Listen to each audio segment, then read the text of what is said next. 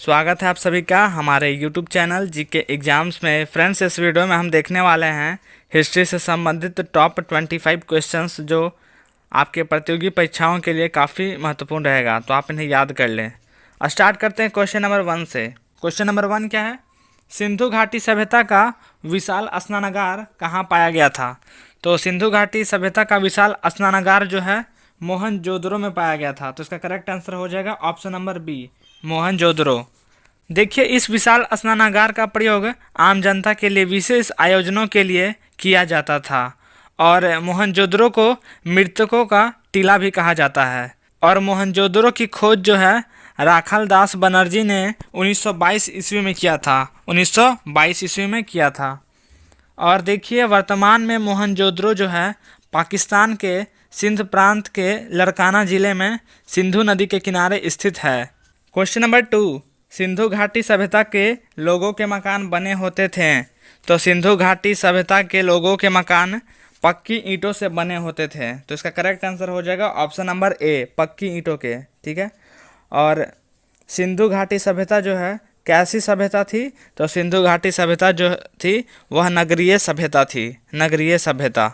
Question number 3, Sindhu सभ्यता का पतन नगर यानी बंदरगाह कौन सा था? तो सिंधु सभ्यता का पतन नगर यानी बंदरगाह जो है लोथल था। तो इसका करेक्ट आंसर हो जाएगा ऑप्शन नंबर सी, लोथल।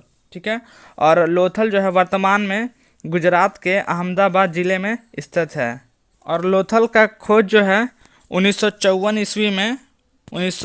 ईस्वी में रंगनाथ राव द्वारा किया गया था। ठीक है, रंगनाथ राव द्वारा किया गया था।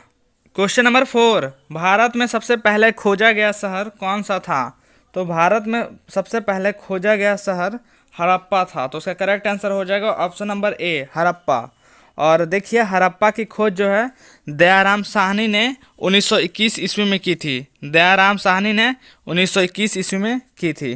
क्वेश्चन नंबर 5, मोहनजोदड़ो में सबसे बड़ा भवन कौन सा है? तो मोहनजोदड़ो में सबसे बड़ा भवन जो है अन्नागार है। तो इसका करेक्ट आंसर हो जाएगा ऑप्शन नंबर बी, अन्नागार। और मोहनजोदड़ो में एक विशाल स्नानागार भी है, तो ये आप ध्यान देना। और पूछा जाए कि सबसे बड़ा भवन कौन सा है, तो वो कौन सा है? अन्नागार है। ठीक है। क्वेश्चन नंबर 6, मानव द्वारा उपयोग की गई पहली धातु कौन सी थी? तो मानव द्वारा उपयोग की गई पहली धातु तांबा थी। तो इसका करेक्ट आंसर हो जाएगा ऑप्शन नंबर सी, तांबा। क्वेश्चन नंबर 7, कौन सा सिंधु शहर जो बिना गढ़ यानी किला का था? तो चनहुद्रो जो है ऐसा शहर था जो बिना गढ़ यानी कि किला का था, जो बिना किला का था। इसका करेक्ट आंसर हो जाएगा ऑप्शन नंबर डी, चनहुद्रो। और चनहुद्रो की खोज जो है 1931 ईस्वी में एनजी मजुमदार के द्वारा किया गया था, एनजी मजुमदार। क्वेश्चन नंबर 8, देवी माँ की पूजा किससे संबंधित थी? तो देवी माँ की पूजा जो है सिंधु घाटी सभ्यता से संबंधित थी। तो इसका करेक्ट आंसर हो जाएगा ऑप्शन नंबर ए, सिंधु घाटी सभ्यता। और यहाँ के लोग जो हैं देवी माँ की पूजा करते थे और कुछ लोग जो थे पशुपति यानी शिव की भी पूजा करते थे। क्वेश्चन नंबर 9, हड़प्पा वासी किस वस्तु के उत्पादन में अग्रणी थे? तो हड़प्पा वासी जो हैं कपास यानी कॉटन के उत्पादन में अग्रणी थे। तो इसका करेक्ट आंसर हो जाएगा ऑप्शन नंबर सी, कपास। और देखिए, इसके अलावा ये चावल, गेहूँ, जौ, मटर आदि उगाते थे, लेकिन सबसे ज़्यादा ये कपास का उत्पादन करते थे। क्वेश्चन नंबर 10, वर्तमान में कालीबंगन कहाँ स्थित है? तो वर्तमान में कालीबंगन राजस्थान में स्थित है। तो इसका करेक्ट आंसर हो जाएगा ऑप्शन नंबर डी, राजस्थान। देखिए, कालीबंगन जो है घग्गर नदी के किनारे स्थित है और इसकी खोज 1952 ईस्वी में अमलानंद घोष ने किया था, अमलानंद घोष ने किया था। और यहाँ से जुते हुए खेत के साक्ष्य मिले हैं, जुते हुए खेत के साक्ष्य मिले हैं, इन्हें भी ध्यान रखना। क्वेश्चन नंबर 11, कांसे की नर्तकी की मूर्ति कहाँ से मिली थी? तो कांसे की नर्तकी की मूर्ति मोहनजोदड़ो से प्राप्त हुई थी। तो इसका करेक्ट आंसर हो जाएगा ऑप्शन नंबर ए, मोहनजोदड़ो। क्वेश्चन नंबर 12, विश्व की सबसे प्राचीन सभ्यता का नाम क्या है? तो विश्व की सबसे प्राचीन सभ्यता जो है मेसोपोटामिया की सभ्यता है। तो इसका करेक्ट आंसर हो जाएगा ऑप्शन नंबर बी, मेसोपोटामिया की सभ्यता।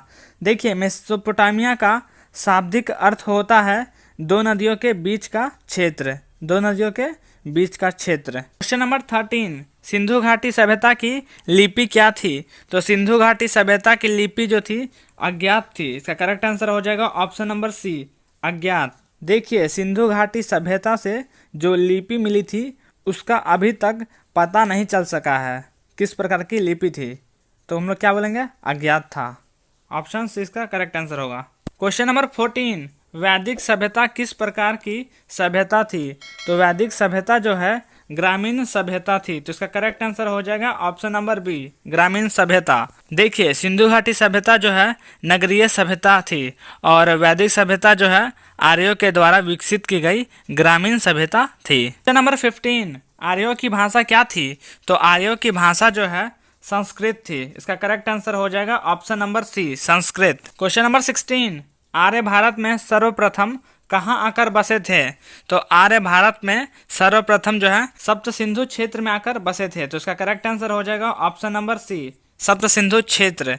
देखिए, यह क्षेत्र जो है आधुनिक पंजाब और उसके आसपास का क्षेत्र है। ठीक है।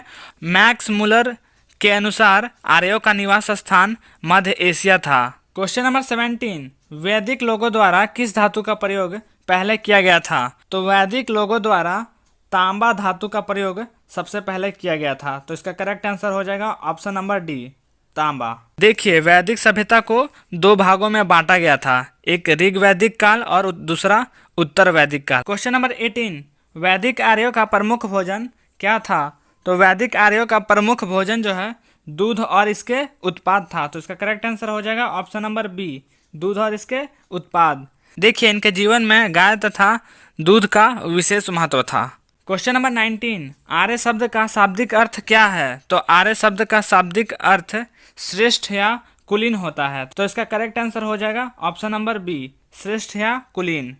क्वेश्चन नंबर 20, ऋग वैदिक आर्यों का मुख्य व्यवसाय क्या था? तो ऋग वैदिक आर्यों का मुख्य व्यवसाय जो है पशुपालन था, तो इसका करेक्ट आंसर हो जाएगा ऑप्शन नंबर बी, पशुपालन। क्वेश्चन नंबर 21, प्रसिद्ध गायत्री मंत्र किससे लिया गया है? तो प्रसिद्ध गायत्री मंत्र जो है ऋग्वेद से लिया गया है, तो इसका करेक्ट आंसर हो जाएगा option number D, Rigveda. Gayatri mantra जो है ऋग्वेद के तीसरे मंडल से लिया गया है और यह सूर्य देवता को समर्पित है। देखिए, ऋग्वेद में कुल 10 मंडल हैं, कुल 10 मंडल हैं और 1028 क्या है? सूक्त हैं, 1028 सूक्त हैं। और बात किया जाए कुल वेदों की संख्या जो है 4 है। कौन कौन सा है? तो हो जाएगा पहला यजुर्वेद, दूसरा हो जाएगा अथर्ववेद, तीसरा हो जाएगा सामवेद और चौथा हो जाएगा ऋग्वेद। तो इन्हें भी याद रखना आप लोग, कुल वेद 4 हैं।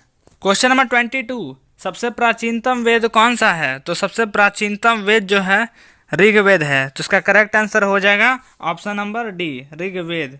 अगर पूछा जाए कि सबसे बाद का वेद कौन सा है, तो सबसे बाद का वेद अथर्ववेद है, अथर्ववेद है और सबसे पहला वेद ऋग्वेद है। क्वेश्चन नंबर 23, पुराणों में सबसे प्राचीन एवं प्रामाणिक कौन सा पुराण है? तो पुराणों में सबसे प्राचीन एवं प्रामाणिक पुराण जो है मत्स्य पुराण है, तो इसका करेक्ट आंसर हो जाएगा option number A, Matsya Purana. Question number 24, किस वेद में बलि सूत्रों का जिक्र किया गया है? क्वेश्चन नंबर 24, किस वेद में बलि सूत्रों का जिक्र किया गया है? तो बलि सूत्रों का जिक्र जो है यजुर्वेद में किया गया है, तो इसका करेक्ट आंसर हो जाएगा ऑप्शन नंबर ए, यजुर्वेद। और सामवेद में जो है संगीत का जिक्र किया गया है, ठीक है। और अथर्ववेद में जो है जादू टोने का जिक्र किया गया है। और ऋग्वेद जो है ये प्रारंभिक आर्यों के विस्तार से संबंधित है, तो इन्हें आप ध्यान देना। क्वेश्चन नंबर 25, ऋग्वेद का कौन सा मंडल सोम देवता को समर्पित है? तो ऋग्वेद का 9वां मंडल जो है सोम देवता को समर्पित है, तो इसका करेक्ट आंसर हो जाएगा ऑप्शन नंबर ए, 9। देखिए, ऋग्वेद में कुल 10 मंडल हैं, कुल 10 मंडल हैं और इनमें से जो 9वां मंडल है वो सोम देवता को समर्पित है। आई होप आप सभी को ये वीडियो पसंद आया होगा। अगर पसंद आया तो मेरे वीडियो को लाइक कीजिए तथा मेरे चैनल को सब्सक्राइब कीजिए और अपने दोस्तों के साथ भी शेयर कीजिए।